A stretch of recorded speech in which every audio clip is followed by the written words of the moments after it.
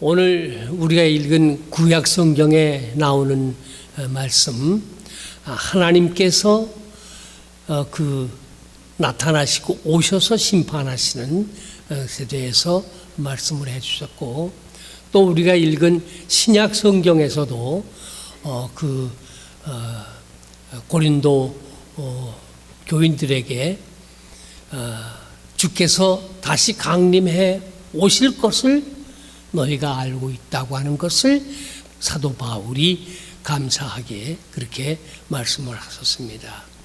그래서 우리 교회에서는 우리 교회뿐만이 아니라 다른 교회에서도 대체적으로 우리 연합감리교회에서는 매 주일마다 성경을 3군데서 읽습니다. 구약 성경에서, 신약 성경에서, 그리고 복음서에서 3군데에서 성경을 읽습니다. 이것이 사순절, 오늘부터 시작을 해가지고서 1년 내내 이것이 돌아갑니다. 그래서 3년이 지나가면은 이 성경을 다 읽는 겁니다. 그러니까 여러분들이 3년 한 주일도 빠지지 아니하고 교회 예배에 다 참석하시면 3년 만에 성경을 다 읽으시게 그렇게 되는 겁니다. 그래서 이렇게 3군데 있는 말씀을 읽게 되는데, 이게 그냥 아무 데서나 이렇게 골라가지고 읽는 게 아니고, 그것이 오랜 옛날부터 렉셔널이라고 하는 것이 있어가지고서 거기에 따라가지고서 이렇게 3년마다 돌아가게 되어 있는 것입니다. 그러니까 이게 몇백 년 전부터 전통으로 이렇게 해오는 일인데, 참으로 이런 제도를 만드신 분들이 다 그게 뜻이 있고 영감을 받아가지고서 이런 것을 만드셨다고 저는 그렇게 믿고 있습니다. 깨어있으라. 언제 심판주님이 오실런지 모르니까 깨어있으라. 이게 그냥 이렇게 글이 쓰여져 있는 게 아니라, 예수님께서 이 말씀을 하실 때에 그 제자들을 보시면서 아주 안타까운 심정으로, 정말 진정으로 그 제자들을 사랑하는 그런 마음으로 깨어있으라. 내가 다시 올 것이다. 자고 있거나 나태하거나 이렇게 하지 말아라. 아주 간절한 마음으로 하신 말씀입니다. 고양이 한 마리가 잠을 자고 있습니다. 고양이는 이게 항상 아주 편한 곳을 찾아요. 따뜻한 곳을 찾아가요. 그런데 고양이만 그렇습니까? 사람들도 그저 편안하고 안일하고 쉽고 이런 것만 찾는 것이 오늘 우리가 이 세상에서 보는 이 세대의 사람들이 그런 모습입니다. 이런 사람들에게 대하여 예수님께서는 깨어있으라, 이렇게 말씀하시는 겁니다. 우리가 믿는 기독교 신앙이라고 하는 것은 종말론적 신앙입니다. 그러니까 언제든지 우리가 끝이 있다는 것을 알고 신앙생활을 하는 겁니다. 끝이 있는 것을 모르면 오늘의 현실 삶 속에서 아무렇게나 살 수가 있을 겁니다. 거짓말도 할 수 있는 것이고, 술수를 쓸 수도 있는 것이고, 이게 아주 제멋대로 살 수가 있는 겁니다. 오직 종말, 끝이 있다는 것을 믿는 사람들만이 오늘의 삶 속에서 성실하게, 진실하게 살아갈 수가 있는 것입니다. 우리가 믿는 미래라고 하는 것은 미래의 심판이 있다는 것입니다. 예수님께서는 아기의 모습으로 이 세상에 오셔서 33년 세상에 사시면서 인간을 구하기 위하여 십자가에 못 박혀 돌아가시고 또 그들에게 확실한 소망을 주기 위하여 부활 성찬하는 그것을 우리에게 보여주셨고 다시 오심하고 약속하셨습니다. 다시 오시는 예수님은 심판주로 오시는 것입니다. 기독교인이든 기독교인이 아니든 어떤 형태로든지 심판주 되시는 예수님은 오셔서 모든 인간을 심판하시는 겁니다. 우리가 지난 주일에 말씀을 상고한 것과 같이 목자가 양과 염소를 나눈 것과 같이 심판에 오시는 예수님께서는 이렇게 우리를 양과 염소 두 부류로 의인과 악인으로 이렇게 구분하시는 그런 심판이 있게 될 것입니다. 이 심판을 믿는 미래의 심판을 믿고 있는 사람들만이 오늘의 현실 속에서 어떠한 어려움과 고통과 괴로움이 있고 시련이 있을지라도 믿음을 지키고 진실한 삶을 살아가게 되는 것입니다. 미래라고 하는 것은 우리가 그 미래를 향하여 가는 것이기도 하지만은 미래가 우리를 향하여 오는 것이기도 합니다.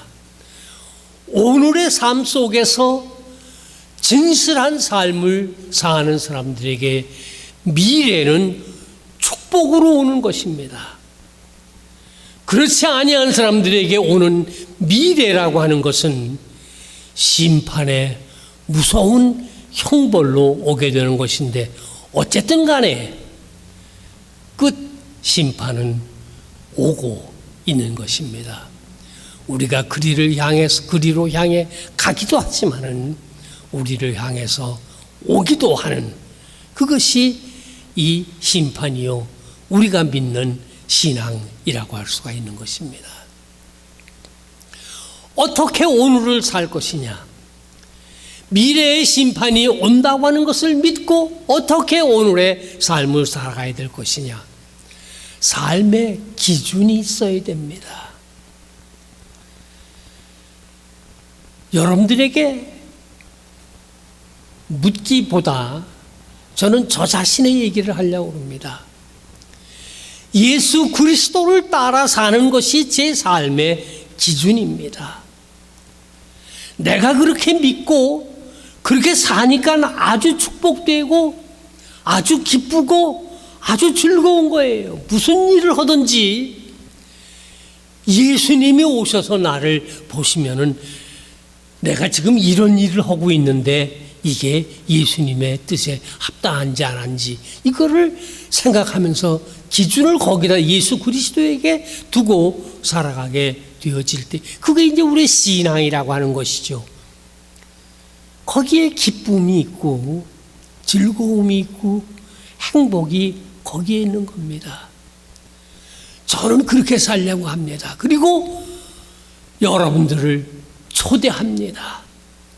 저와 함께 여러분들께서도 예수 그리스도에게 기준을 두고 그분이 원하시는 것, 그분이 기대하신 것을 따라 사는 그런 신앙을 가지고 살면 확실히 여러분들 축복되고 기쁘고 즐거운 나날을 사실 수 있게 될 줄로 믿습니다.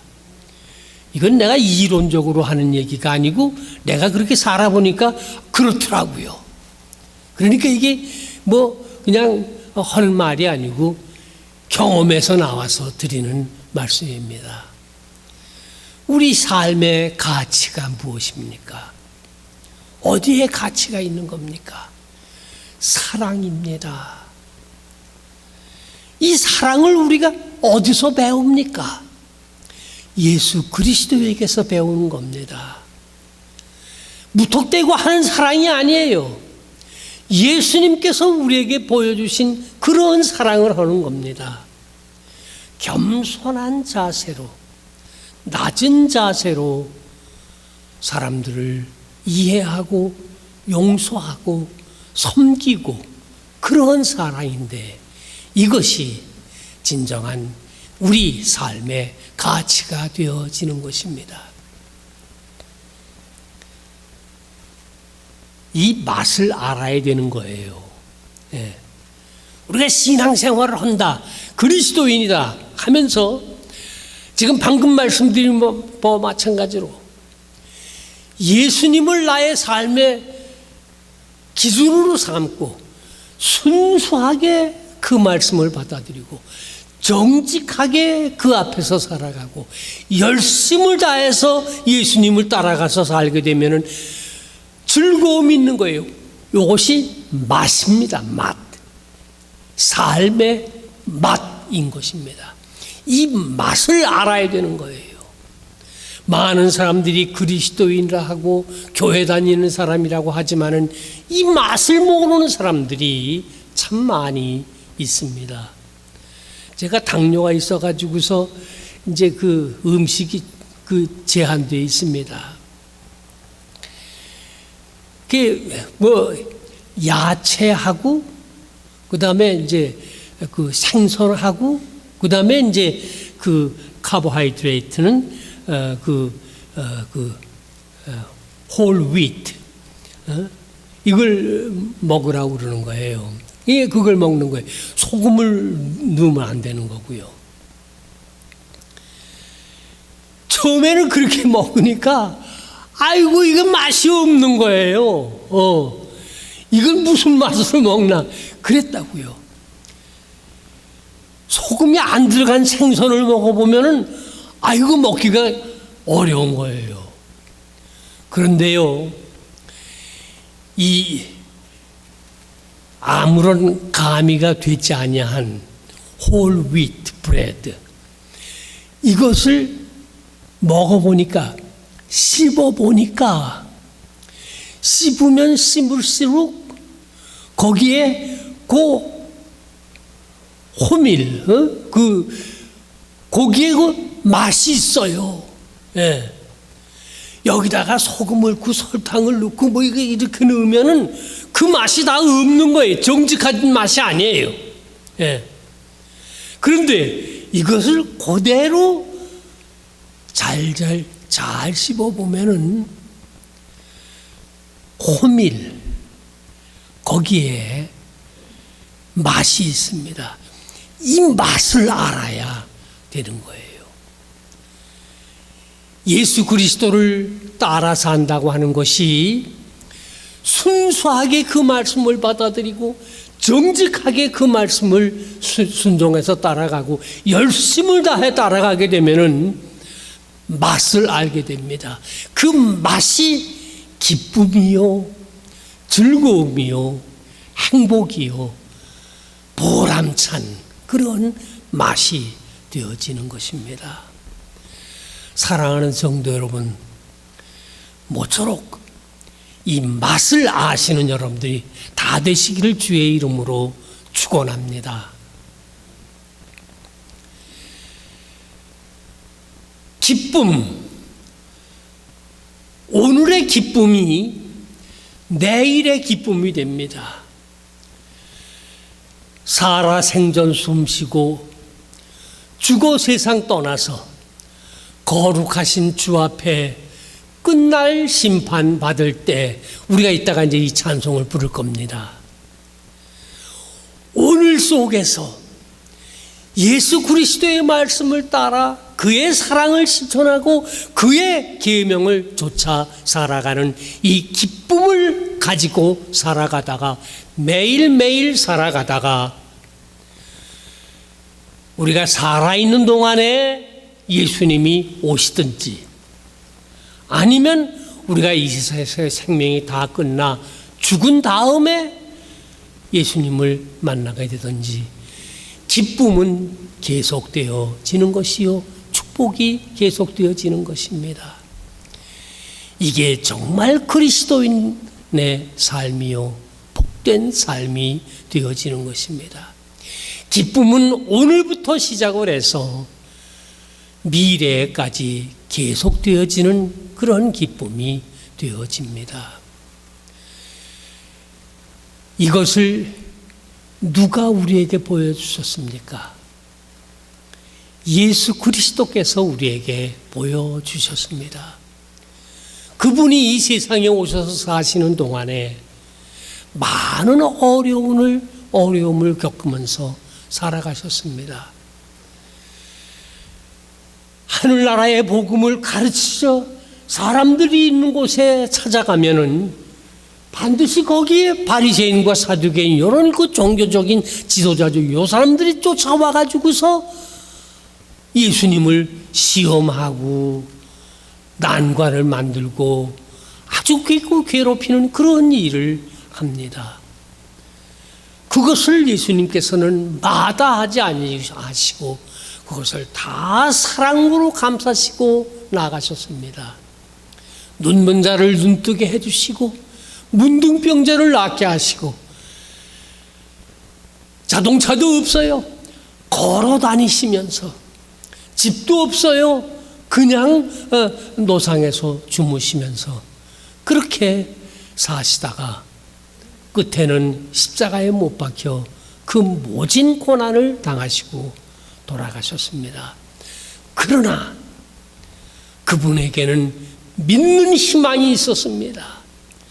내가 십자가에 못 박혀 죽지만은 사흘 만에 다시 살아날 것이라고 하는 희망을 가지고 계셨고 그것이 하나님의 약속이라고 하는 것을 믿었고 그 약속 위에 굳게 서서 흔들리지 아니하고 그 고난의 길을 걸어가셔서 최후의 승리를 거두셨던 겁니다.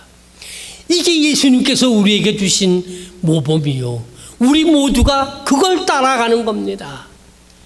우리 모두에게는 최후의 승리가 있고 마지막에 승리가 있는 겁니다.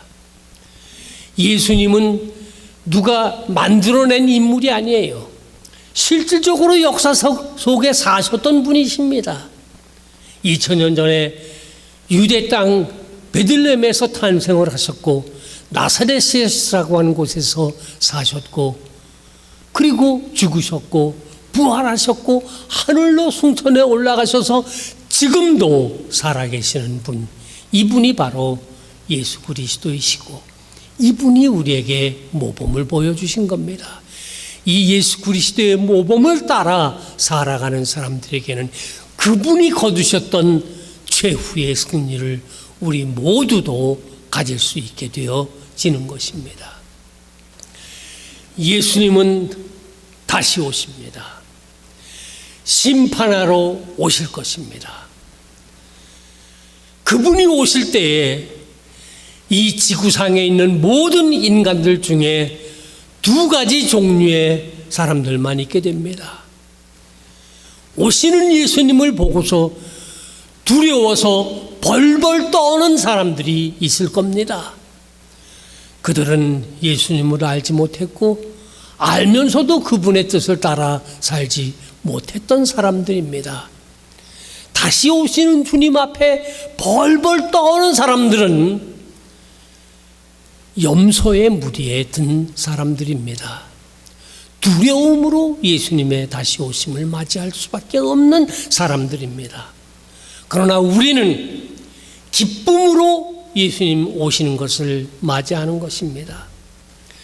매주일 성수주일하고 성경 읽고 교회에서 예배드리고 가정에서 예배드리고 말씀대로 순종하고 사랑을 실천하면서 살아가다가 그 맛을 알아 그 기쁨과 그 즐거움 속에 살아가다가 예수님께서 다시 오시면은 아멘, 나의 주님, 나의 그리스도 어서 오시옵소서 기쁨으로 맞이하게 되어지는 것입니다. 오늘 이 예배에 참석하신 성도 여러분, 그리고 어떻게 또 다른 걸 통해 가지고서 이 비디오가 이제 나가고 있는데 이걸 통해서 보시는 모든 분들, 다시 오시는 예수님을 믿고 그분을 본보기로 삼아 순수하고 정직하고 열정적으로 예수의 뒤를 따라가 진정한 그리스도의 삶의 참 기쁨의 맛을 누리고 살아가시다가 다시 예수님께서 오실 때에 그분을 기쁨으로 맞이하시기를 바랍니다. 깨어있으라. 우리 주님께서 오늘도 우리 귀에 들려주시는 말씀입니다. 깨어있다가 기쁨으로 주님을 맞이하는 모든 성도 되시기를 주의 이름으로 축원합니다. 아멘. 아멘. 잠깐 기도드리시겠습니다.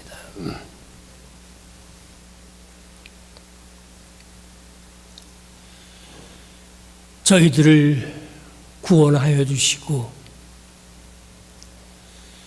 저희들을 새 생명과 새 소망 속에 살아가게 하신 주님, 오늘도 우리를 찾아오셔서 깨어있으라고 하시는 주의 음성을 듣습니다. 주님, 우리가 살고 있는 이 지역 사회에, 우리가 살고 있는 이 우리 주변 사회에 이 예수님의 이 간절한 음성을 듣지 못하는 이들이 있습니다. 주여 비옵고 나옵나니 우리들에게 지혜와 능력과 용기를 허락해 주셔서 나아가 이 기쁨의 소식을 많은 사람들에게 증거하고 전파할 수 있는 능력을 우리 모두에게 허락해 주시옵소서. 다시 오심하고 약속하신 예수님의 이름으로 감사하고 기도 올리옵나이다. 아멘.